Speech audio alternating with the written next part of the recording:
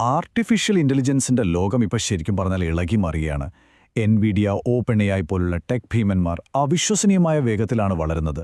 പക്ഷേ ഇവിടെയൊരു വലിയ ചോദ്യമുണ്ട്. നമ്മൾ കാണുന്നത് ഒരു പുതിയ ടെക് വിപ്ലവത്തിന്റെ തുടക്കമാണോ, അതോ പൊട്ടിത്തെറിക്കാൻ പോകുന്ന ചരിത്രത്തിലെ ഏറ്റവും വലിയൊരു സാമ്പത്തിക കുമിളയാണോ? വാ, നമുക്കിതിൻ്റെ ഉള്ളിലേക്കൊന്ന് ഇറങ്ങിച്ചെല്ലാം. ഈ ചർച്ച എത്ര വലുതാണെന്ന് മനസ്സിലാക്കാൻ ഈ ഒരൊറ്റ സംഖ്യ മതി. $3 ട്രില്യൺ മുകളിൽ. ഒന്ന് ആലോചിച്ചു നോക്കൂ, എൻവിഡിയ എന്ന ഒറ്റ കമ്പനിയുടെ വിപണി മൂല്യമാണിത്.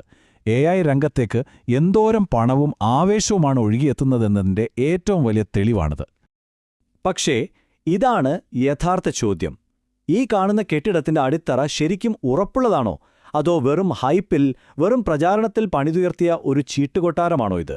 അതായത്, ഈ കോടിക്കണക്കിന് ഡോളറിന്റെ കണക്കുകൾക്ക് പിന്നിൽ എന്തെങ്കിലും യഥാർത്ഥ മൂല്യമുണ്ടോ, അതോ നമ്മളെല്ലാവരും കൂടി ചരിത്രത്തിലെ വലിയൊരു അബദ്ധത്തിലേക്കാണോ നടന്നെടുക്കുന്നത്? ശരി, അപ്പോൾ നമുക്ക് കാര്യത്തിലേക്ക് കടക്കാം. ആദ്യത്തെ ഭാഗം, AI സ്വർണ്ണവേട്ട. ഇന്നത്തെ ഈ ടെക് ഭീമന്മാരുടെ വില ഇങ്ങനെ റോക്കറ്റ് പോലെ കുതിച്ചുയരുന്നതിൻ്റെ കാരണമെന്താണെന്ന് നമുക്കൊന്ന് നോക്കാം. എന്തിനാണ് ഇവരൊക്കെ ഇത്രയധികം പണം ഇതിലേക്ക് ഒഴുക്കുന്നത്?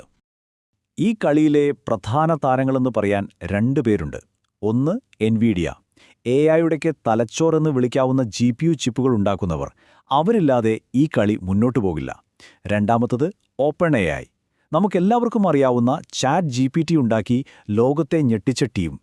ഈ കഥയുടെ യഥാർത്ഥ ട്വിസ്റ്റ് എന്താണെന്ന് വെച്ചാൽ, ഇവരുടെ 2 പേരുടെയും ഇടയിലുള്ള ഒരു പ്രത്യേക ബന്ധമാണ്. പക്ഷേ ഈ വളർച്ചയുടെ എല്ലാം പിന്നിൽ പണമൊഴുകുന്നൊരു രീതിയുണ്ട്. അതിനെപ്പറ്റി കുറച്ച് ഗൗരവമായ ചോദ്യങ്ങൾ ഉയർന്നു വരുന്നുണ്ട്. അപ്പോൾ നമ്മുടെ അടുത്ത സെക്ഷനിലേക്ക് പോകാം. പണത്തിന്റെ കറക്കം. ഈ ചർച്ചയുടെ എല്ലാം കേന്ദ്രബിന്ദു എന്ന് വേണമെങ്കിൽ പറയാവുന്നൊരു വിഷയമാണിത്. ഈ സംഭവത്തിന് പറയുന്ന പേരാണ് സർക്കുലർ ഫിനാൻസിംഗ്, അല്ലെങ്കിൽ നമുക്ക് ചാക്രിക സാമ്പത്തിക ഇടപാട് എന്ന് മലയാളത്തിൽ പറയാം. സിമ്പിളായിട്ട് പറഞ്ഞാൽ സംഭവം ഇത്രയേ ഉള്ളൂ. ഞാൻ നിങ്ങൾക്ക് 1 ലക്ഷം രൂപ തരുന്നു.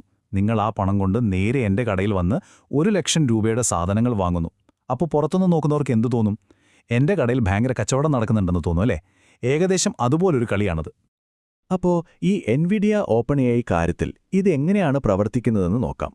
ആദ്യം എൻവിഡിയ എന്തു ചെയ്യും?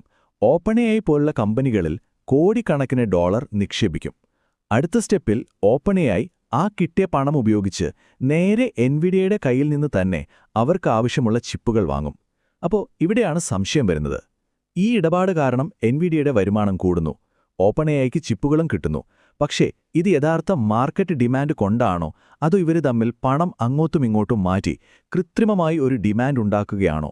ഇതാണ് അനലിസ്റ്റുകൾ ചോദിക്കുന്നത്. ഇതൊക്കെ കേൾക്കുമ്പോൾ സ്വാഭാവികമായും ഒരു ചോദ്യം വരും, അല്ലേ? അതാണ് നമ്മുടെ ആദ്യത്തെ വാദം.